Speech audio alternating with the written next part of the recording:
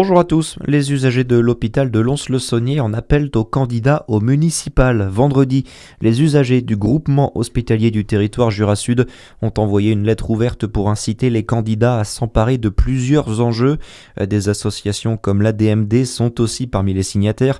La réduction des professionnels de santé et la réduction des activités médicales à Champagnole, Saint-Claude et Morée a notamment été mentionnée.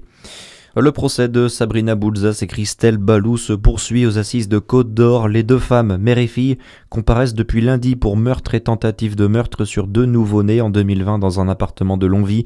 Sabrina, 20 ans au moment des faits, aurait dissimulé deux jumelles prématurées dans un sac plastique dont l'une n'a pas survécu. Hier à la barre, c'est le profil psychologique de la principale accusée qui a été décortiqué. Ce sera au tour de sa mère aujourd'hui. La nouvelle tenue des pompiers de Bourgogne-Franche-Comté ne plaît pas. Réunis en Saône-et-Loire mardi pour leur traditionnelle réunion semestrielle, les SDIS des 8 départements de la région ont répété la dangerosité de cette nouvelle tenue. Sur la table depuis 4 ans, la tenue serait 2 fois plus lourde que la précédente, composée de 5 éléments différents contre 2 sur l'ancienne, et elle ne serait protégée qu'en surface et non dans sa fibre. Un test grandeur nature doit tout de même être réalisé sur les 8 départements.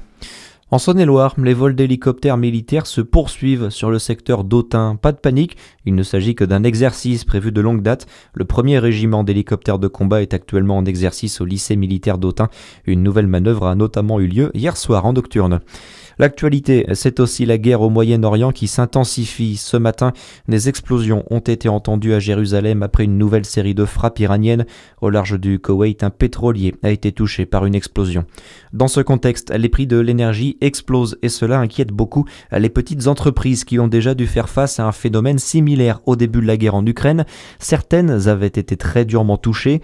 Face à cela, le secrétaire général du syndicat des indépendants et des TME, Marc Sanchez, appelle le gouvernement à agir dès maintenant. On ne demande pas que l'État compense à ce stade, effectivement, parce qu'on n'a pas encore de visuel bien précis, mais qu'on ait des plans qui soient déjà envisagés, sur lesquels on a pu travailler avec l'expérience qu'on a eu des crises énergétiques précédentes, et qui puissent aussi beaucoup rassurer les chefs d'entreprise aujourd'hui, parce qu'il y a une inquiétude qui commence à monter sur ce sujet, et qui risque effectivement, l'idée c'est de l'atténuer pour pas qu'il y ait un impact économique dans une situation qui est somme toute déjà assez compliquée, que ce soit sur la consommation, sur la production normale de notre économie à ce stade. Parmi les mesures demandées, un lissage des factures d'énergie ou encore la possibilité d'étaler les échéances fiscales.